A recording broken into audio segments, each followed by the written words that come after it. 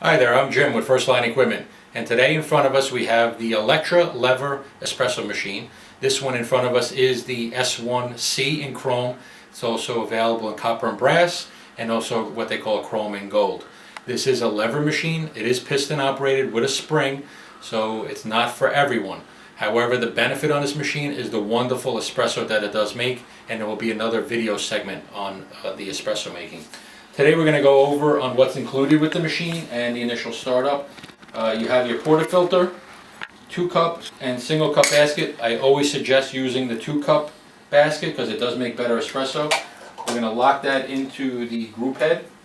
The single cup makes a great paperweight, so give it to someone as a gift or put it on the side because the espresso doesn't come out great. The plastic tamper, like all espresso machine manufacturers in Europe, they all provide a plastic tamper. These are okay, but I consider them useless, and it's better to buy a higher quality tamper.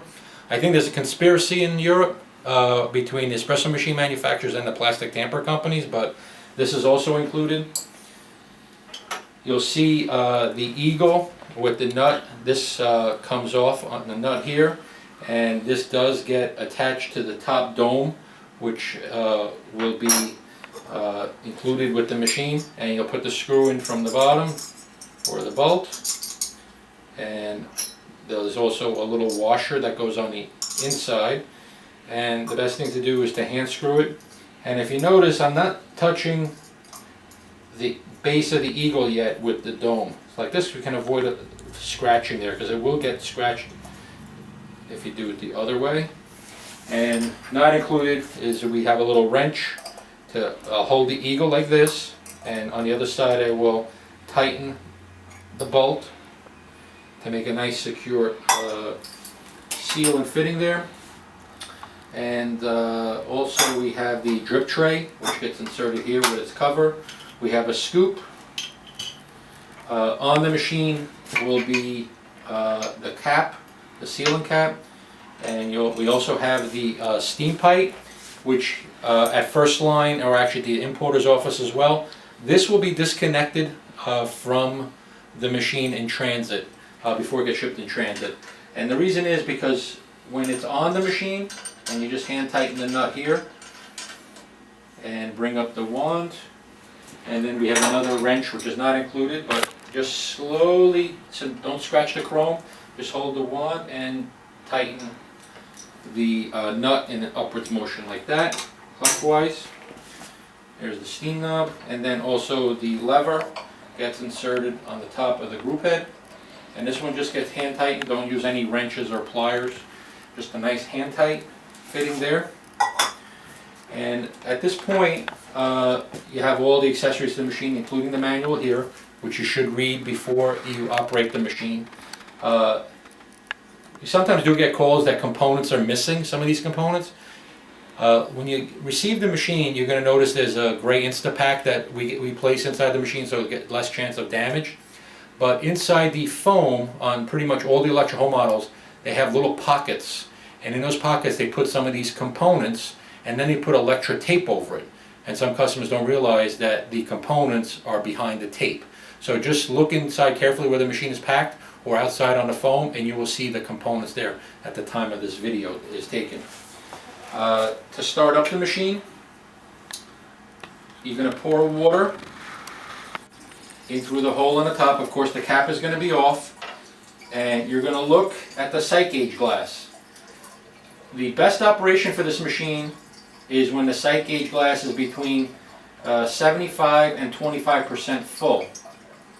And right now the water level is rising, and you don't want to go under 25% because the heating element is on the bottom of the boiler, and when the heating element, if you run it dry, you're going to burn out the heating element. So it's really important that you don't go below 25. If you go a little bit, okay, but try not to go above that. And then we like to go around 75%. So 75 to 25 is a good operating range. If you want to fill it a little higher, you can, which I did right there, and that's basically about the 80, almost maybe even 85% mark. Take the cap, lock it into place,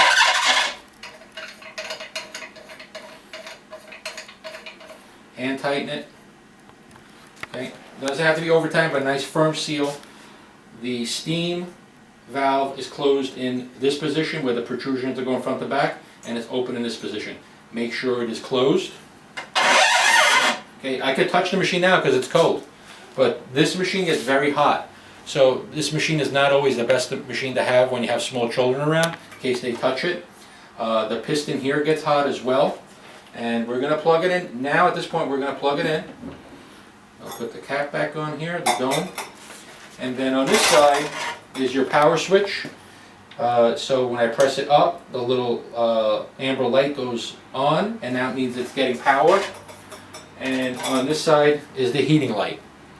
It shows that it's heating. Sometimes in transport the wire gets loose here, so if that ever happens, there's a screw here, and then the bottom base comes off. Of course, you're going to unplug the unit. On just a quick operation without coffee, I suggest that no one ever does this when there's no coffee in the basket and the handle. But if you look here, you always hold the machine with one hand here and pull down on the lever. And this will shoot. If I don't hold it, it will shoot straight up very quickly. And from a safety factor, you don't want somebody getting hit in the chin or their eye socket with that. So always keep clear from this handle. When you're making espresso and pull down, if the handle comes up fast, it means the grind is not fine enough, or there's not enough coffee in the basket. So when you bring it down here, the handle should be coming up slowly. And you see this piston right here is pushing down here. So this will come up slowly all by itself if you have the right grind, and you'll have your espresso pour right here. So like I said, we'll have another video on making espresso with this machine. Thank you for watching, and have a great day. Thank you.